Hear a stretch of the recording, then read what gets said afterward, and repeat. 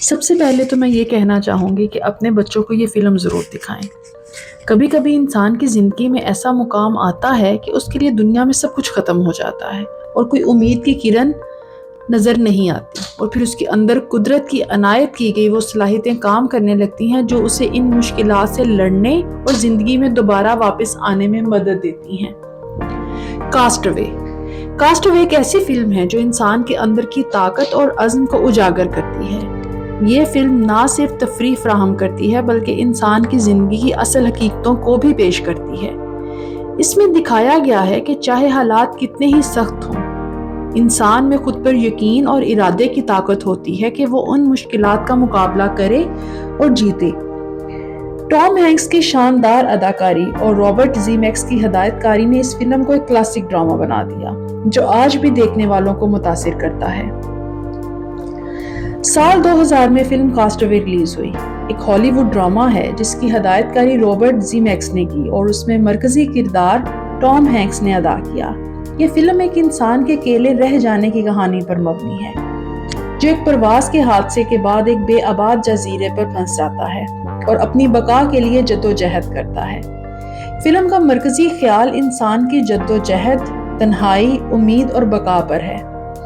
Film کی کہانی چاک Nolan, جو ٹام ہینکس ہیں، کے گرد گھومتی ہے، جو ایک کوریئر کمپنی فیڈیکس کا ملازم ہے اور اپنے کام کے سلسلہ میں ایک پرواز کے ذریعے مختلف مقامات پر جاتا رہتا ہے۔ ایک دن اس کی پرواز ایک طوفان کی زد میں آ جاتی ہے اور طیارہ سمندر میں گر کر تباہ ہو جاتا ہے۔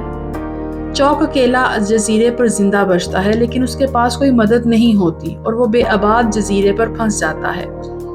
جزیرے پر چاک نولن کا آغاز ایک ایسی زندگی سے ہوتا ہے جہاں اس کے پاس صرف چند چیزیں ہی ہیں، جن میں ایک واچ، کچھ سامان اور فیڈیکس کے پیکیجز شامل ہیں، جنہیں وہ کھول کر مختلف چیزیں نکالتا ہے اور اپنی بقا کی کوششیں شروع کر دیتا ہے۔ ان پیکیجز میں سے ایک اہم چیز ویلس نامی ایک والی بال نکلتی ہے جسے وہ اپنے دوست کی طرح استعمال کرتا ہے اور اس کا نام ویلس رکھتا ہے۔ ویلس کے ساتھ اس کی گفتگو اور تعلق چاک نولن کی ذہنی اور جذباتی حالت کو بہتر بنانے میں مدد دیتا ہے۔ زندگی بچانے کے لیے چیک نولن کچے ناریل، کچی مچھلیاں اور بارش کا پانی پی کر گزارا کرتا ہے اور اس طرح 5 سال گزر جاتے ہیں۔